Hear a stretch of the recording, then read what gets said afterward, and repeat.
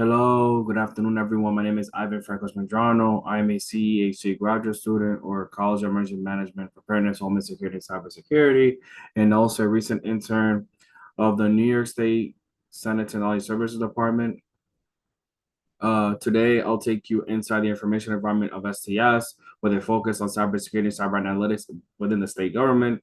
And to let you guys know, my insights come from direct field work and hands-on internship experience with the STS department for the spring 2025 semester, and also an in-depth interview that I did with the STS director, James Bell, who was also my internship supervisor. And basically, the STS internship program, I did it right here in Albany, New York, in that or in the Albany Capitol building that's in downtown Albany. And to let you guys know, my information environment is cybersecurity, cyber analytics, and the main focus of this presentation is to see how cybersecurity, cyber analytics look within the state government. Like I said previously, my uh, my information. This presentation draws from information that I gained with the interview that I did with James, the internship supervisor, and the STS director. Also, the internship experience that I did with the hands-on work that I did within the SCS internship program that I did for the spring 2025 semester. So next slide. Yeah. So next slide is going to. It's going to. So next slide is going to talk about basically what's going to be covered throughout the whole presentation. This presentation will cover the organization's purpose and structure, the technology and security practices that it has and follows, how it engages with staff and partners, the funding, financial aspects of the organization, the career paths that it offers, and the unique challenges that they're presented with, and also what sets STS apart within the government cybersecurity landscape from other state and federal agencies. Um, so to before we continue on further with this presentation, I would like to talk a little bit about James Bell. He's the person that I interviewed. James, like I said previously, is the internship was my internship supervisor and also the director for the STS department. To tell you a little bit about him, he has over 30 years of but he has over 30 years within the government, within government IT specifically, and has a little bit over 20 years with the New York State Senate. He leads statewide operations for over 1,200 employees and is known for fostering innovation and continuous learning.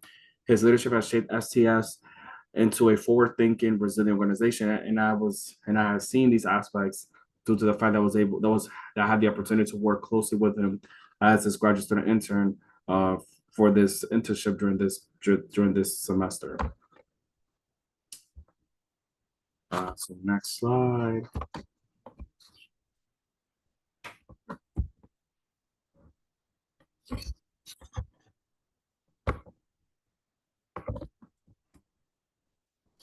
So in respect to the organization overview, STS provides secure, reliable technology and cybersecurity for the New York State Senate, supporting about 1,000 employees across 5 buildings in Albany and 70 remote sites. The department serves senators, legislative staff, and indirectly all New Yorkers through its support of government operations. So to talk about the background and history of STS a little bit, STS has evolved from basic IT support to a sophisticated cybersecurity operation. Unlike executive agencies, it operates within a legislative context, facing unique privacy and operational challenges. It primarily focuses on digital threats that has grown dramatically in recent years, such as AI threats, for example, and phishing attacks, and phishing email and social engineering attacks. So basically, in respect to the internal structure and the role that I had as a graduate assistant student intern for the STS department. So in respect to the department is organized around the director's office and several technical and support units. As a graduate assistant, I worked on incident response planning, AI policy, and cybersecurity awareness training. My role thus far included cross-unit collaboration, improvement incident response, and participated in key security meetings that contributed to the effectiveness and the improvement of cybersecurity awareness training simulations. So how SCS meet the information needs is that SCS ensures real-time, secure access to critical systems for legislative work with rapid threat response as a core function. For example, I helped analyze and update the incident response to better address emergent threats and streamline communication during incidents. So in respect to the technology and tools and analytics that they conduct and utilize, the tech stack includes Microsoft and Cisco infrastructure, Rapid7 CM or SIEM, which refers to the security information and event management capabilities offered by the company Rapid7 for threat detection and strong security controls like MFA or multi-factor authentication, VPNs or virtual private networks, and network segmentation. Real-time monitoring and log analysis are standard, blocking thousands of phishing attempts monthly. AI and machine learning are increasingly used for both threat detection and personalized staff training. So when it comes to the privacy, security, and zero trust, SCS is moving toward a zero trust model, emphasizing least privilege, network segmentation, and immutable backups. This is seen through conducting regular audits and strict privilege management are routine. In that respect, I contributed by helping launch an organization-wide cybersecurity training and developing a draft AI usage policy. So I help initiate the drafting process and also improve upon it as to some of the best practices that every state employee should know and do when it comes to utilizing AI for their Senate responsibilities in business and how they should use AI responsibly and the type of AI technology that is allowed to be used and permitted within the premises of the Senate building. So when in respect to the security awareness and human element, cybersecurity awareness is a priority. All staff undergo mandatory training via KnowBe4 with regular phishing simulations. So in that respect, the training is tailored based on analytics from these simulations. So they tailor and craft the training to accommodate the weaknesses that the employees have and also to bolster their strength. And they do so in a very engaging way. My part in this was that they made me first take the training simulations myself to see which ones are engaging, which ones are good for people that have little to no background experience in cybersecurity and IT as a whole, so that they'll be able to gain and learn these basic skills that they need to know in order to detect what's a phishing email and how to use the phishing detection alert button in that respect within the Microsoft platform. So in that respect, like I said previously, I contributed by helping launching an organization-wide cybersecurity training. And so as I said in the previous slide, so this all goes hand in hand. And lastly, I assist in developing and refining these training modules, analyzing results, and recommending improvements. As a result, I took these training modules and I gave my feedback, and then I suggested improvements of how it could be done better. So when it comes to AI and cybersecurity operations, AI is a double-edged sword used by both attackers and defenders. SCS recognizes that as a whole. In that respect, SCS is integrating AI for advanced threat detection into customized staff training. Essentially my role was that I helped draft an AI usage policy, emphasizing the need for human oversight in automated decisions. So everybody knows that AI is good at making quick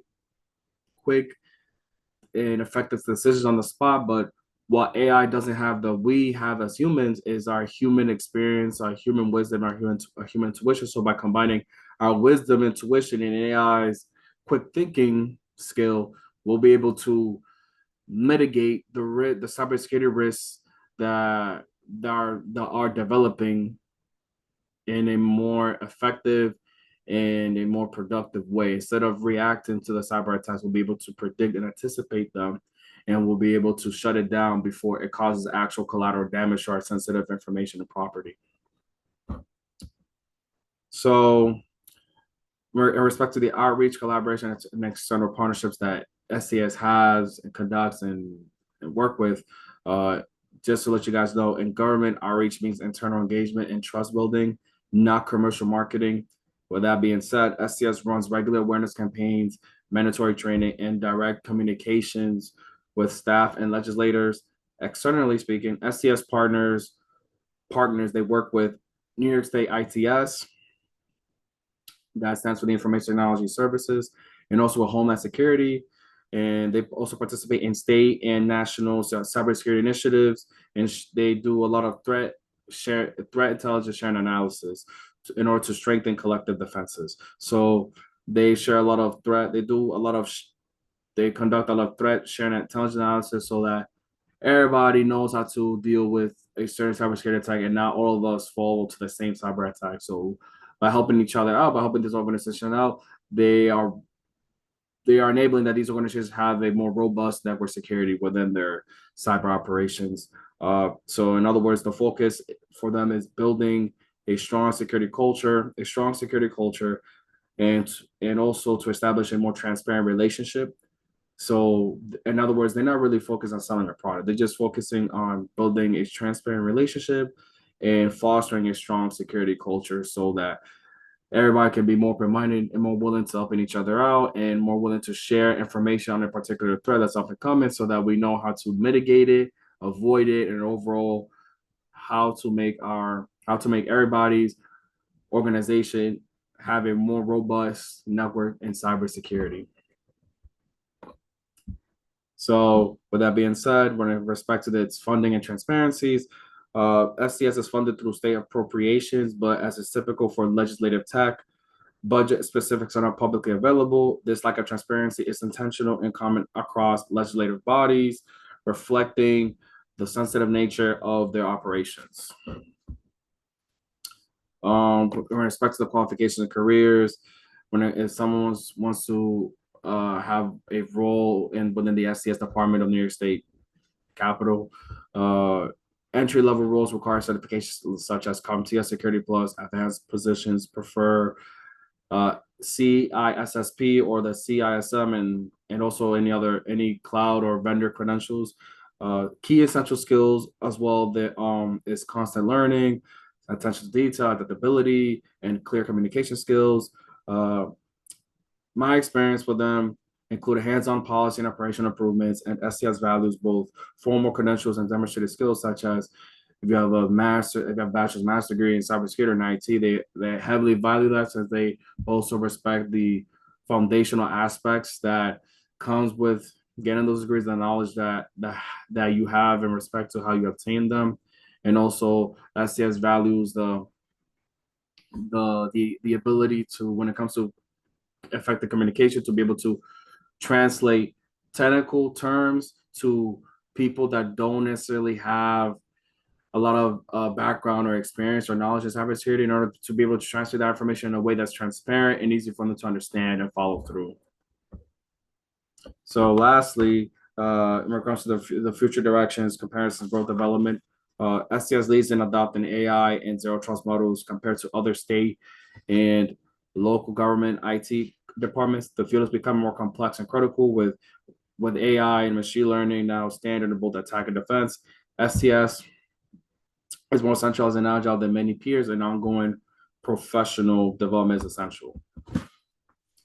So basically, what makes SCS unique is its early adoption of AI policy. They are an AI policy pioneer. They're implementing zero trust transition. They collaborate with multitude of agencies, and also my internship fieldwork with them made a direct and measurable impact on their cybersecurity operations.